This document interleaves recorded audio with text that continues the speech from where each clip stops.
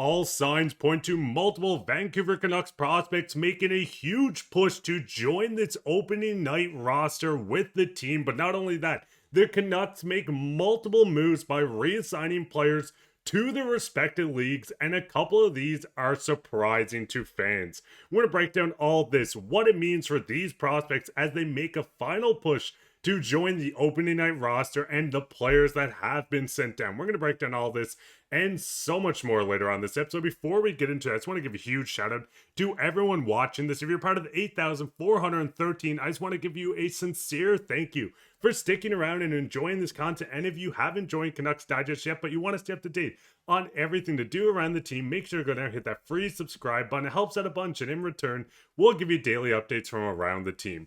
But with that, let's just hop straight into it, where we know the Vancouver Canucks did drop their first preseason game versus the Seattle Kraken. But listen, preseason doesn't matter. The game one of the season is going to be a big deciding factor.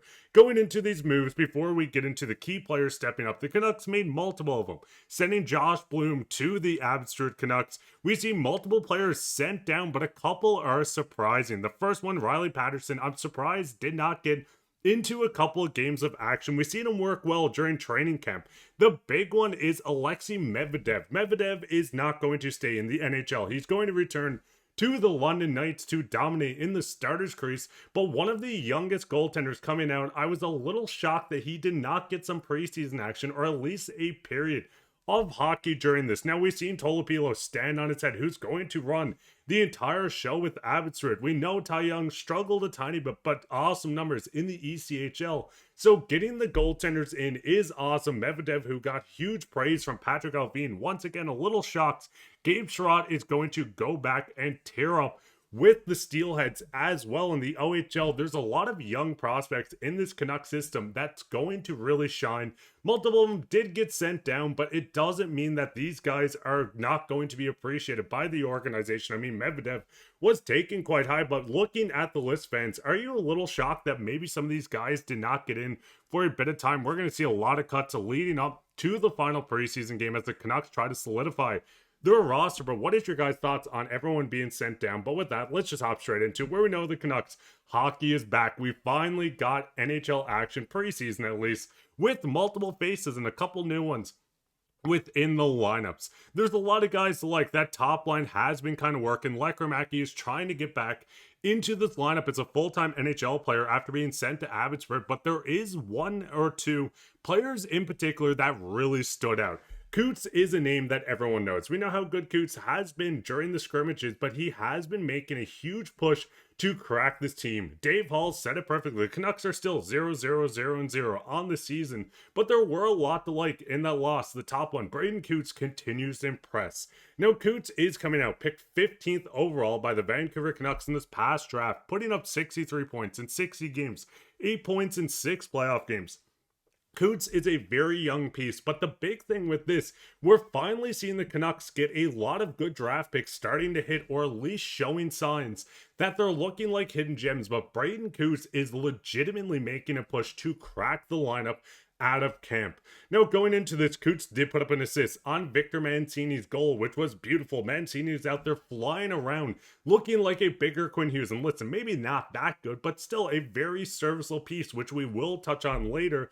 But the big thing with this team is there's so many forwards on the roster that it's going to be hard for Coots to break in. Looking at the center position, we know Pedersen, we have Hedel, Bluger, and Aturatu. These guys are holding down the center spot. But the big thing with Coots getting in, we could very much well see him getting on a wing position to get some NHL games. I would not be shocked in the slightest if we do see Coots step in at some point this season to start the year, going in as a winger and getting the 8-game sample size before going back to the WHL to continue to dominate with Seattle as he progresses more as a prospect. Now, the big thing with Coots, he was over 50% on his faceoffs in this game. Yes, he did not score, but he looked great driving the ice. He set up an assist for Victor Mancini, which we've seen in the intro video, which I'll play once again. But the big thing with this Canucks team is they're finally getting some elite talent coming through at a very young age. Now with Coots, once I said, I can't see him playing an entire season with the Canucks this year at the very young age of 18.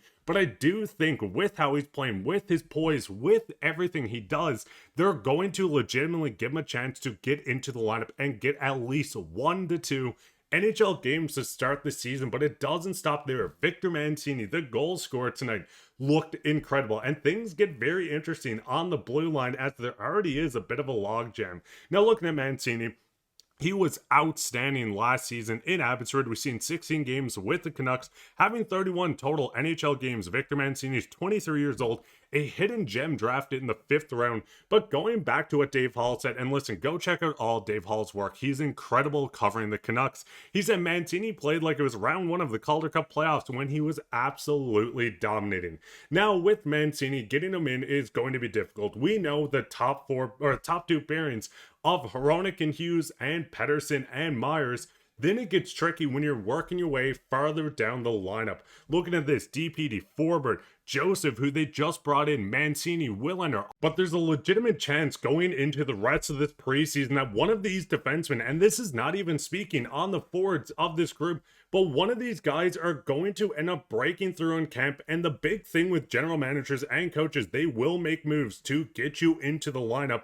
And I think it's just a matter of time before we see Victor Mancini or Tom Willander in this lineup, and I would not be shocked if one of the two was in the opening night roster. Now, the big thing is we've seen the quote coming from Patrik Allvin saying there were players calling, former players calling to say, hey, we want to sign a PTO, a tryout. We want to be with you at camp. And he rejected these offers to get the young guys a chance, to give them a chance to shine after a dominant year in Abbotsford. But it goes even farther when we're looking at some of the leaders in stats in the game tonight. Mancini playing like a workhorse, 23 minutes and 21 seconds. The moose is loose. The big name there, Pettersson, DPD, really shined and almost solidified himself into the opening night roster. Now it comes down to if they want to keep a veteran with Derek Forbert next to him, or if they want to continue running either a 7D core, or if they want to go out and put 2 young guys in Pettersson, Willander, or Pettersson and Mancini. But the big thing is